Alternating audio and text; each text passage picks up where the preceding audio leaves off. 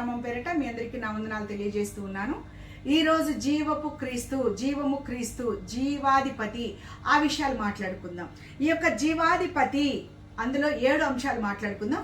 1 జీవాధిపతి, 2 జీవాహారము, 3 జీవపు వృక్షము, 4 జీవపు ఊట, 5 జీవపు వెలుగు, 6 జీవపు మార్గము, 7 జీవపు వాక్యము. ఈ అంశాల గురించి మనము ధ్యానము చేద్దాం. ఈ క్రీస్తు గురించి మనం మాట్లాడుకుంటున్నాం. అపోస్తుల కార్యాలు 3వ అధ్యాయము 15వ వచనం చూద్దాం. అపోస్తుల కార్యాలు 3వ అధ్యాయం 15వ వచనం. మీరు జీవాధిపతిని చంపితిరి గాని దేవుడు ఆయనను మృతుల్లో నుండి లేపెను, అందుకు మేము సాక్షులము. ఆయన జీవాధిపతి అని మాట్లాడుతూ ఉన్నాడు. ఆయన జీవం ఇవ్వడానికి వచ్చాడు, జీవానికి అధిపతి అని మాట్లాడుతూ ఉన్నాడు. అలాంటి జీవము మనకి నీకు నాకు ఇవ్వడానికి దేవుడు వచ్చాడు. మనలో ఆ జీవం ఉంటే గనక ఆయన బిడ్డలుగా మనం ఈ లోకంలో జీవిస్తామని మాట్లాడుతూ ఉన్నాడు. 2వ అంశము జీవాహారము. నేనే జీవాహారం అంటున్నాడు.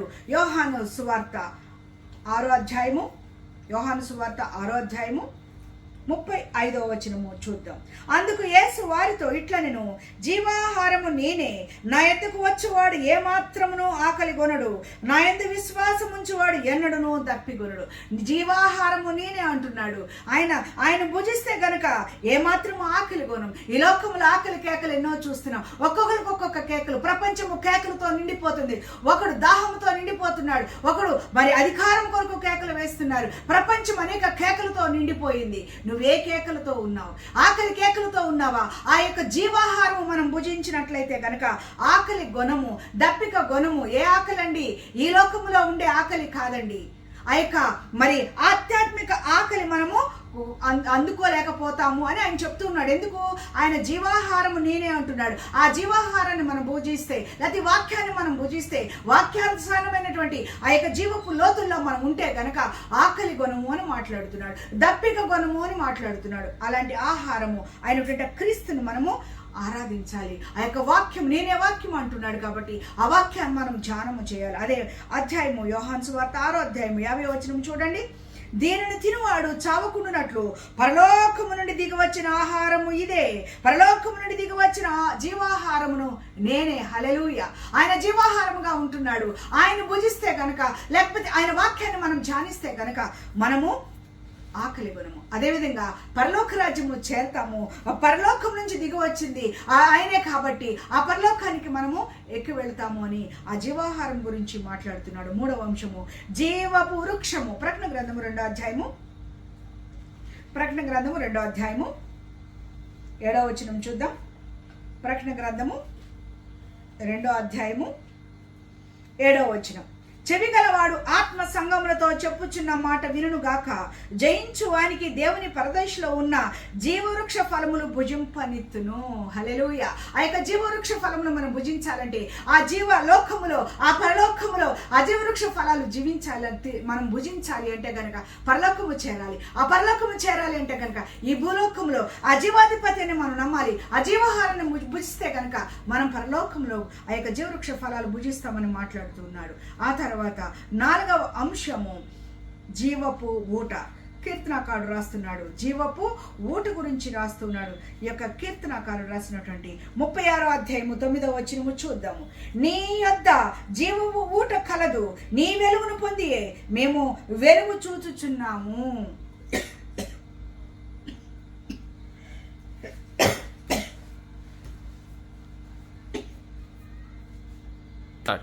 నాలుగవ అంశము జీవపు ఊట.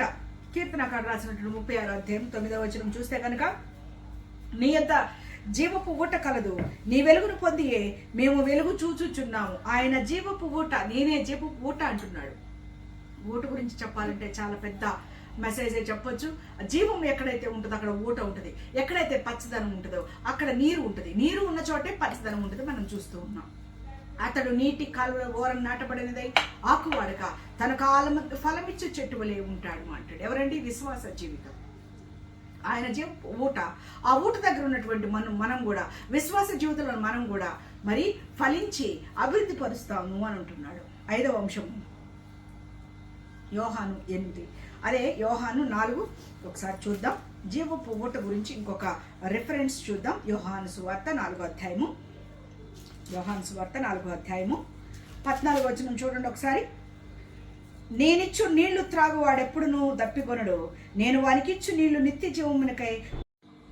4వ అంశము జీవపు ఊట. ఆ జీవపు ఊట గురించి మాట్లాడుకుందాం. కీర్తనకారుడు రాసినటువంటి 36వ అధ్యాయము మరి 9వ వచనంలో, నీ యొద్ద జీవపు ఊట కలదు, నీ వెలుగును పొందియే మేము వెలుగు చూచుచున్నామని మాట్లాడుతున్నాడు. ఆయన జీవపు ఊట, ఎక్కడ ఊట ఉంటుందో మీకు తెలుసు. ఊట గురించి మాట్లాడాలంటే చాలా మాట్లాడవచ్చు, కానీ ఆ ఊట ఉన్న చోట పచ్చదనం ఉంటుంది. ఎందుకు అంటే ఊట అంటే ఉపుకుచున్న నీరు, ఆ నీరు ఊట వస్తూనే ఉంటుంది. మరి అక్కడ దాని చుట్టూ ఉన్న పరిసర ప్రాంతాల్లో ఉన్న చెట్లు కూడా పచ్చదనంతో ఆరోగ్యకరంగా ఉంటాయి. అంటే విశ్వాస జీవితము ఆ పచ్చదనంతో నిండి ఉంటుంది. అతడు నీటి కాలంలో వారు నాటబడింది, ఆకువాడిగా తన కాలం ముందు ఫలమిచ్చు చెట్టు వలె ఉంటాను అంటున్నాడు. విశ్వాస జీవితం చెట్టుతో పోల్చడం జరిగింది.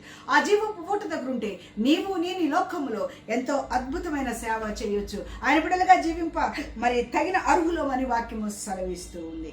అదేవిధంగా యోహాను సువార్త 4వ అధ్యాయము 14వ వచనం చూస్తే కనుక, నేనిచ్చు నీళ్లు త్రాగువాడు ఎప్పుడును దప్పికొనడు, నేను వానికిచ్చు నీళ్లు నిత్య జీవమునకై వానిలో ఊరడి నీటి బుగ్గగా ఉండునని ఆమె చెప్పింది. ఎవరండి? ఈ సమరయేశ్వరి వెళ్ళింది బావి దగ్గరికి, నీళ్లు తీసుకుందామని వెళ్ళింది, ఆ కడవను వదిలిపెట్టేసింది, నీళ్లు తీసుకుంది. అలాంటి నీటి జీవపు ఊట దగ్గరికి వెళ్ళి నేను ఆయన దగ్గర తీసుకున్నానని చెప్తుంది. ఆ జీవపు ఊట దగ్గర నీవు నేను ఉన్నామా? ఆశీర్వాదానికి కారకులుగా ఉన్నామా? నీతిమంతులు ఖర్జూర వృక్షములే మొవ్వు వేస్తారు అనే వాక్యం సెలవిస్తుంది. ఎలా మొవ్వు వేస్తారు? నీటి ఊట ఉంటేనే కదా మొవ్వు వచ్చేది, నీటి ఊట ఉంటేనే కదా ఫలాలు ఫలించేది. అలాంటి నీటి ఊట దేవుని దగ్గర మనం ఉంటే కనుక ఆయన ఆశీర్వాదాలు మెండుగా నిండుగా మనకు వస్తాయని వాక్యము సెలవిస్తుంది. ఆ ఊట దగ్గర మనం ఉంటే కనుక తృప్తి పొందుతాం. ఆ ఊట దగ్గర ఉంటే కనుక విశ్వాస జీవితంలో పైకి వస్తామని మాట్లాడుతుంది. 5వ అంశము జీవపు వెలుగు.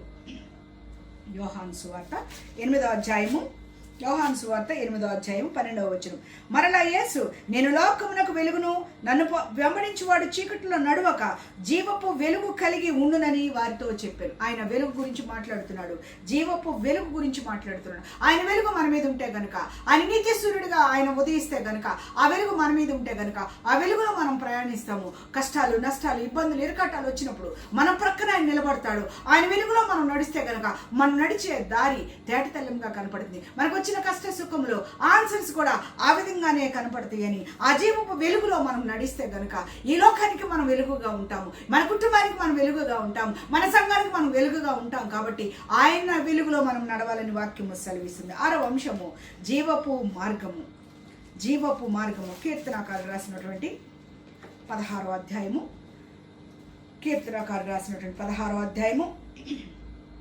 11వ వచనము చూద్దాం. నీ సన్నిధిని సంపూర్ణ సంతోషము కలదు, నీ కుడి చేతిలో నిత్య సుఖములు కలవు.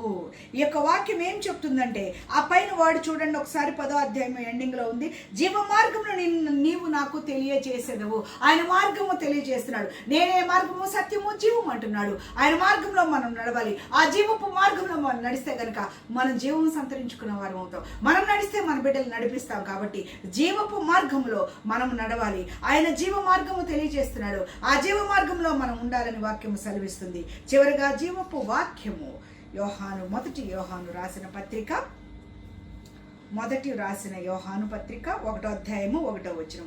జీవవాక్యమును గూర్చినది ఆది నుండి ఏది ఉండెనో, మేమేది వింటిమో, కనులారా ఏది చూచితిమో, ఏది నిదానించి కనుగొంటుమో, మా చేతులు దేనిని తాకి చూచెనో అది మీకు తెలియజేస్తున్నాం. దేవుని యొక్క యేసు ప్రభు యొక్క శిష్యులు మాట్లాడుతూ ఉన్నారు. ఈ యొక్క యోహాను రాస్తూ ఉన్నాడు, మేమేది చూసామో, కనులారా మేమేది అనుభవించామో, ఆయన దగ్గర అన్ని అద్భుత కార్యాలు చూసాము, ఆయన ఎలా జీవించగలిగాడు అవన్నీ మేము చూసాం కాబట్టి మీకు అందరికీ తెలియజేస్తున్నాం అంటున్నాడు. ఆ జీవ మార్గం గురించి ఆయన మాట్లాడుతున్నాడు. ఆయన జీవవాక్యముగా ఉన్నాడు. మరి యోహాను 1:1 చెప్తున్నాడు, ఆయనే వాక్యము, వాక్యానుగా నీ లోకానికి వచ్చినాడు. ఆది యందు వాక్యం ఉండెను, ఆ వాక్యము దేవుని దగ్గర నుంచి వచ్చాడు, పరలోకం నుంచి వచ్చింది ఆ వాక్యము. ఆ వాక్యమే జీవవాక్యము.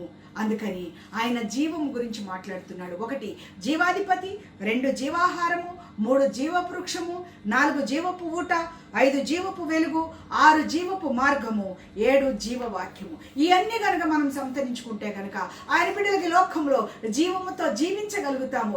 ఆయన జీవం మనలో సమృద్ధిగా ఉంటుంది. మనం అనేక మందికి ఆయన జీవాన్ని మనము ఇచ్చేవారిగా ఉంటాము.